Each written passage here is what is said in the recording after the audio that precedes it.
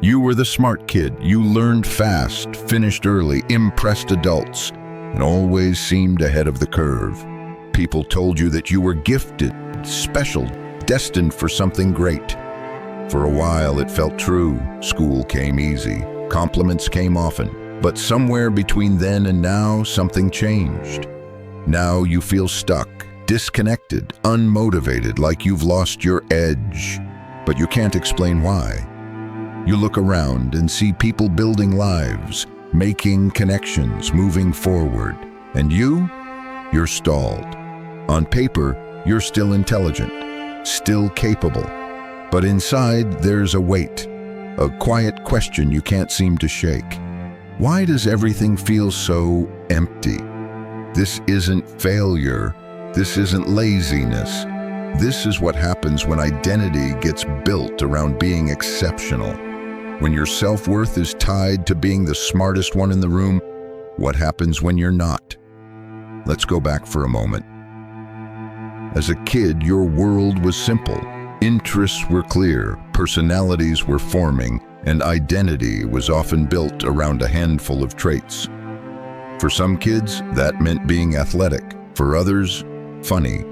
For you, it was being smart. You were the one with the answers, the one who understood things quickly, the one who didn't need to study to ace the test. And you got rewarded for it, over and over. That constant reinforcement, it shaped how you saw yourself. You weren't just someone who was smart, you were the smart one. That label didn't just describe you, it defined you. But here's the hidden cost of being labeled smart. It teaches you that ease is proof of intelligence. That if something's hard, maybe you're not as gifted as everyone thought. So you start to avoid difficulty, not consciously, but little by little you gravitate toward what you know you can do well.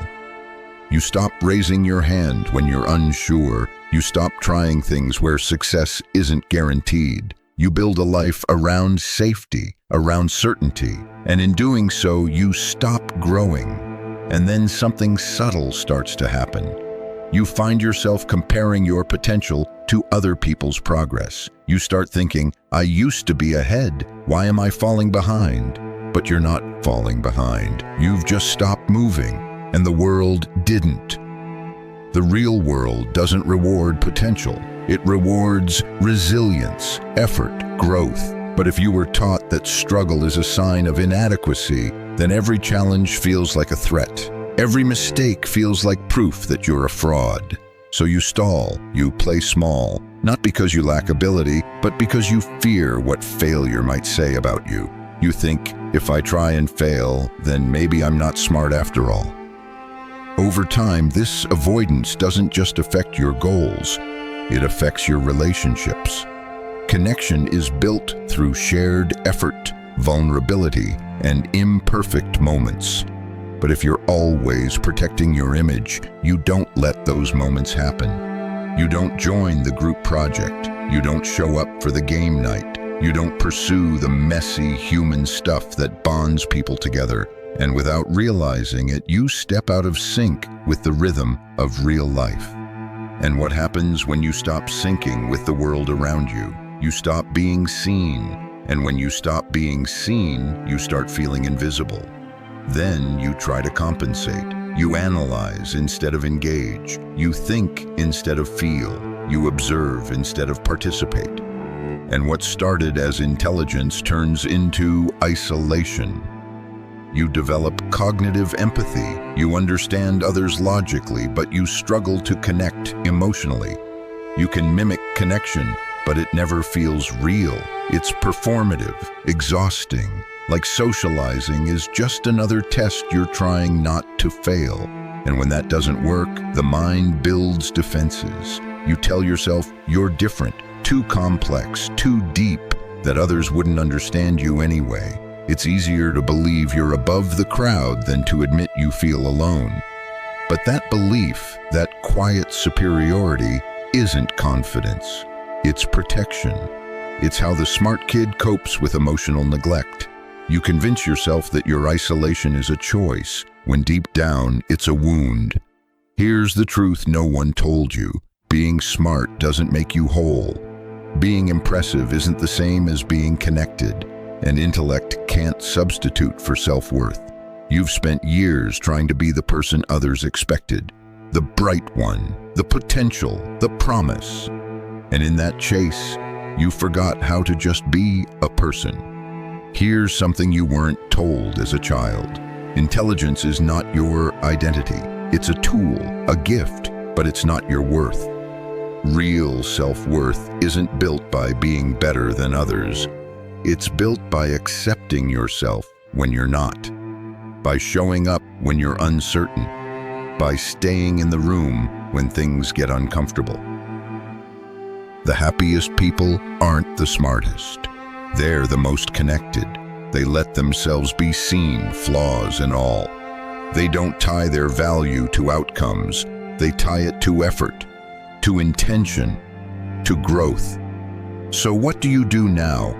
You let go, not of your intelligence, but of the need to prove it. You stop treating life like a performance and start treating it like a process. You stop asking, how do I look smart? And start asking, how do I grow? You try the new thing. You speak when you're unsure. You join the group even if you don't have it all figured out. You let yourself be bad at things. You let yourself be seen.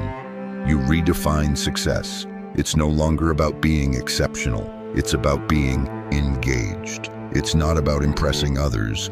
It's about connecting with them. And yes, it'll feel uncomfortable. It'll feel like losing something. But what you're actually doing is making space. Space to grow. Space to change. Space to connect. Because the goal isn't to go back to being the gifted kid. It's to become the growing adult. The one who understands that value doesn't come from perfection. It comes from presence. You're not stuck because you're broken. You're stuck because you've been trying to outrun discomfort. But growth lives inside discomfort. And so does connection. So step off the pedestal. Take the risk. Say the awkward thing. Laugh too loud. Get it wrong. And keep showing up. You don't need to be the smartest person in the room. You just need to be someone who's willing to be real. That's where you'll find what you've been looking for. Not applause, not validation, but something softer, something stronger, belonging. Not because you've earned it, not because you're perfect, but because you're finally willing to be seen as fully human. If this message spoke to something inside you, stay with us.